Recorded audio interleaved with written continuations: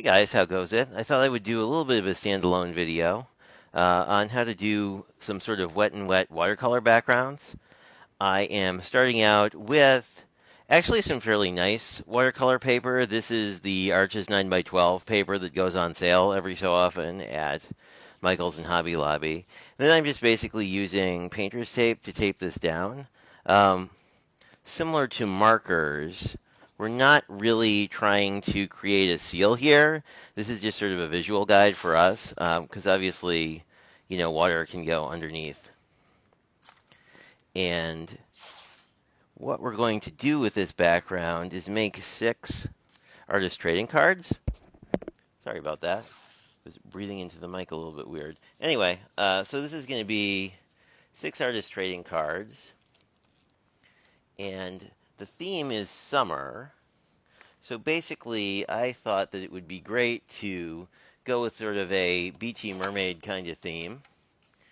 And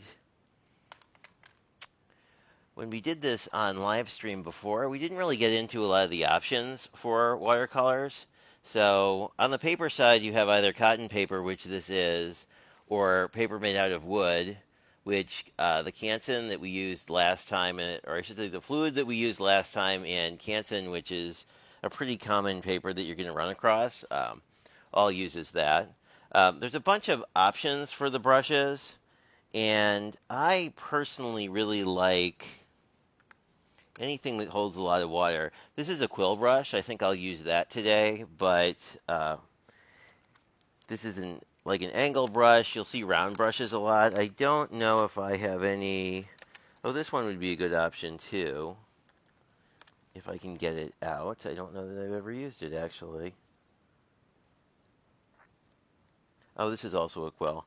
I really like filberts as well, of which I have none. This is a flat, which would work well as well. The quill basically is going to hold more water, so it's probably our best option here. But obviously you have round brushes and square brushes primarily, and then you get into the more extravagant stuff. And I want to first lay down probably a base color using this, which is the palette that we used. Probably mostly looking at this phthalo turquoise and phthalo yellow green to sort of give us sort of well, maybe turquoise and maybe some of this ultramarine blue, maybe these two colors to sort of give us a nice watery thing. And then I also pulled some of these, which are from Let's Make Art, but these are metallic watercolors, so we will work with those as well. One thing I didn't know originally when I was working with watercolors, it's good to appreciate, is the metallic particles are going to float to the top. So if you use the metallics over like standard watercolors, you're going to kind of get the shimmer on top. So they don't really glaze all that well. But we're not doing that at all today. We're just going to basically do wet on wet like we did in the live stream and just sort of play with it. Anyway, let me just get some fresh water and then we'll start working on this. Alrighty, we are back. And I'm going to get this quill brush wet, essentially. We're doing wet on wet, so basically I want to get the whole surface of the paper slightly shimmering, which is really easy to do with a quill brush. And when we cut these, we're actually going to be going in the opposite direction, meaning you're going to cut, well, I guess I'll give you an idea. So this is how big they are. So then you do 1, 2, 3, 4, 5, 6, and then we have our 6 that we need for the swap. But I am going to go in sort of a crosswise pattern here, just because it makes more sense to me that the ocean would be horizontal. As you can see, this paper can take a lot of water. It's worth mentioning that the tape here isn't really going to do too much in terms of like preventing color from seeping. It's not like acrylic paint. So basically, as we use color here, it's going to seep underneath. But since we're going to cut these out anyway, it doesn't matter. But just worth noting. And I'm just going to put down some color here. And it doesn't really have to make sense either. Usually what I do with this is just sort of put down color until I'm happy with it, and then you can put on more water and just sort of move this around a little bit. Basically, you don't want pools of water anywhere, but outside of that, you should be just fine. And as we add more colors, I think we will go, let's see how the ultramarine blue works in here. Like, and the neat thing about these quill brushes is like you can just grab the tip and just sort of do a little bit here, a little bit there. Say like right here, there's not much color, so I'll mix some of that in and then grab a little bit more up here. This isn't really an exact science, it's just sort of, I'm basically adding color until I'm happy with it. And I'm not reloading my brush a ton, but I could. Adding a little more water to just get that color loose.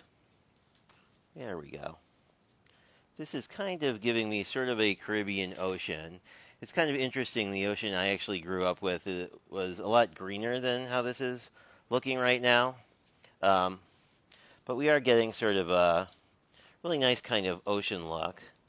I'm curious if we add a little bit of the phthalo green in. Just gonna use a little bit of that just to sort of add a little green tone here. I feel like this is very blue, and to me the ocean like isn't all that blue. But the one thing about this is actually turquoise, but the one thing about phthalo green really is that it's a very unnatural green. Like you don't really see anything in the real world that's sort of phthalo green. So really what it's just I'm just using it primarily to make the teal a lot greener than it would be otherwise. And I just kind of want to blend that out. And as you can see, like the pigment moves around, so it kind of blends out these brush strokes I'm leaving anyway. I wouldn't actually mind the brush strokes because I kind of like that as a look, but the combination of the paint and the paper, I think, I do like adding a little bit more turquoise. I really do like phthalo turquoise is probably my favorite color, so, you know, like we just want to add a little more, and even if we leave it, I think I'm going to leave this a little streaky on purpose. And I really like, and I like how this is creating sort of a rich sort of ocean color. And then we're going to come in. I am liking how this looks. I mean, obviously you have sort of areas that are more or less of this. I'm just adding a little water to help this move around. And I'm pretty happy with our base color. So let me just rinse off my brush, get a little fresh water. Um, let's see, let's go into this color. Just let the paint activate a little bit. While we're here, we can warm up the green a little bit too. Sometimes these fluorescent colors I feel like just take a little more to get going, or I shouldn't say fluorescent. That's a whole different thing. These metallic colors sometimes take a little bit more, but we're going to just go in with a little metallic. You don't actually, I'm not really even, oh, there it is. We're not really getting a great metallic look here, and that's probably okay.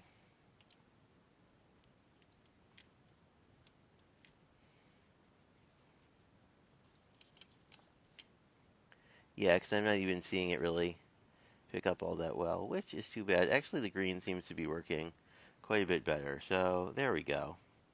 Now we have some metallic in there. You can see it's sort of mixing, but the metallic will float to the surface here. Now I'm just going in and grabbing a little bit more.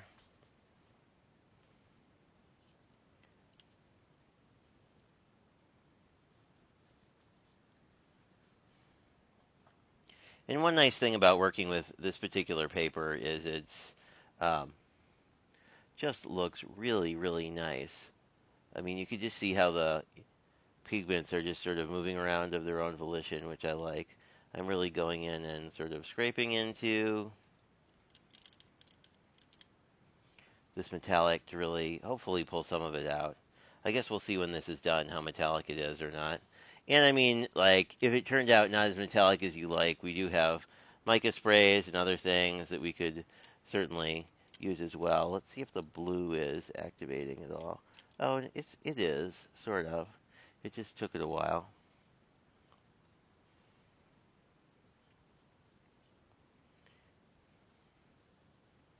And in retrospect, I might have actually gone in a little bit more earlier with the metallic since it will float.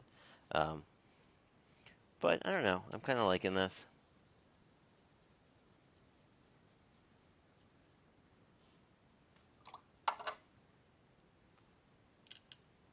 A little more wire in the green to really try and activate it. Oh, there we go. That's a lot better. I guess I just wasn't patient enough. I do recall from the past that like some of these metallic watercolors just take a while to get going. And when they go on, they look a little streaky, obviously, but I don't know. It should even out over time.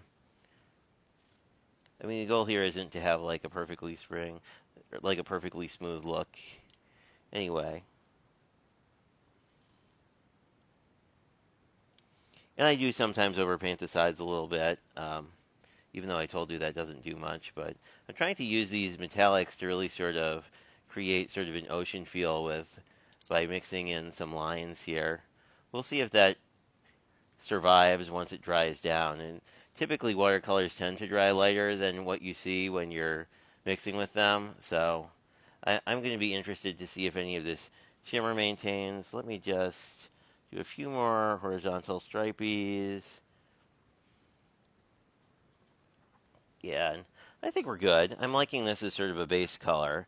If the uh, if the shine doesn't come through once this dries, I'll probably just go in with a shimmer spray and hit it. Also, the metallic watercolors have a tendency to show up better over black, so that's always an option too if you like really want them to pop.